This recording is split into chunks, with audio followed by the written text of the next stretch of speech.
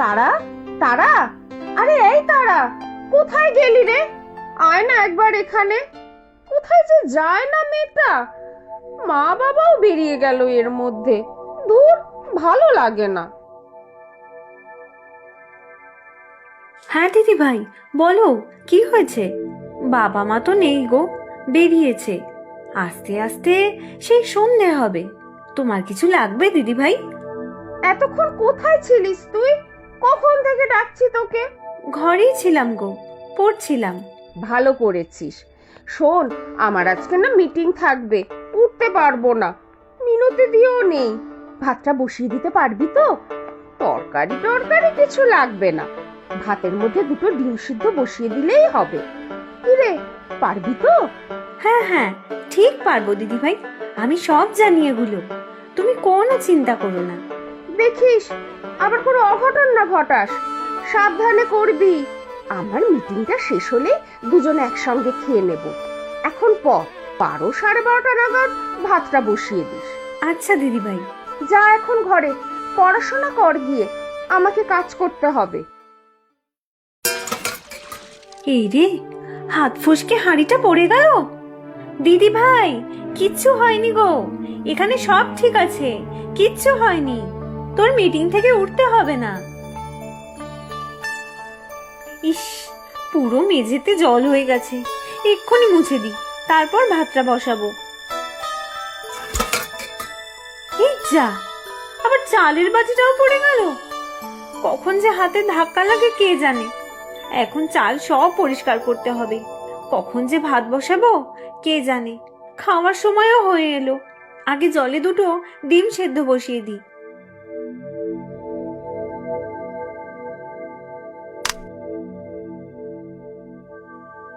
এ বাবা, দুটো ডিমও পড়ে গেল। ধুর, ভালো লাগে না। কি যে করব কে জানে। দিদি ভাই নিশ্চয়ই রেগে যাবে যদি দেখে কিচ্ছু হয়নি। আমি যখন কি করি।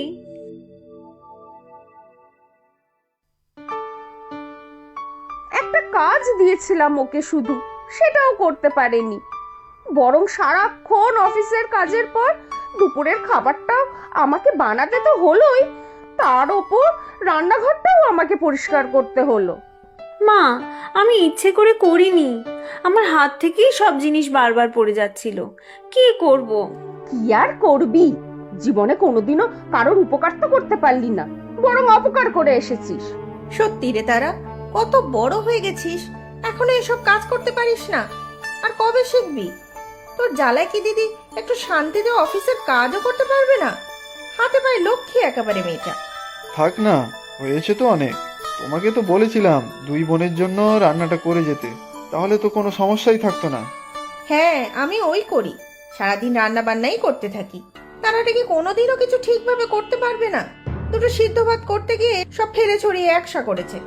ও মা, আমি এরপর থেকে সব ঠিকঠাক ভাবে করব, দেখে নিও।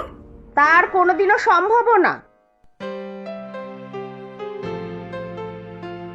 মা, ও মা, দিদি ভাই তোমাকে ডাকছিল। কি বলছিল, কোন ফাইলটা যেন খুঁজে পাচ্ছে না। ওর ফাইল কোথায় আমি কি করে জানবো? রিয়াকেই ভালো করে খুঁজতে বল, আমি জানি না। দিদি ভাই অনেক খুঁজছে, পাচ্ছে না বলেই হয়তো তোমাকে ডাকছে। যাও না। সেই যাই, তোরা 2 বোনে আমাকে শান্তিতে থাকতে দিলে হয়। আমি নিচে যাচ্ছি, তোকে পাকামি করতে হবে না এখানে কোনো। না না, আমি কিচ্ছু করব না বাবা। যদি আচারের বোতল টোতল ভেঙে যায় তখন আবার আর এক কেলেঙ্কারি। হ্যাঁ, সেই ভালো, তাতেই মঙ্গল। মা অনেক আচার বানিয়েছে এবারে। আরে, এটা কি আচার দেখি তো। যা, আচারের বোতলটা পড়ে গেল। ধুর, ভালো লাগে না। মা দেখতে পেলে আর রক্ষে নেই। এখান থেকে পালাই এখন। ওপরে কিছু পড়ে যাওয়ার আওয়াজ হলো না রে? তারা ছিল তো, নিশ্চয় কিছু ফেলেছে জানিস। এত বার করে বললাম কিছুতে হাত দিতে না। তুমি ওকে নিচে চলে আসতে বলতে পারলে না? যেখানেই যাবে একটা সর্বনাশ করে ছাড়বে, অপয়া কথাকার। যাও গিয়ে দেখে এসো ছাদে আচারের বোতল রাখা আছে না, নিশ্চয়ই ভেঙেছে। আচার ছাড়া আমার কিন্তু চলবে না, বলে দিলাম কিন্তু। উফ, মেয়েটা না বড্ড জ্বালায়। কলেজে গেলেই বাঁচি। তুই তোর ফাইলটার জন্য নিচে না ডাকলে তো এই কীর্তি হতো না। যাই আবার উপরে। কি রে তারা, কি ভাঙলি আবার?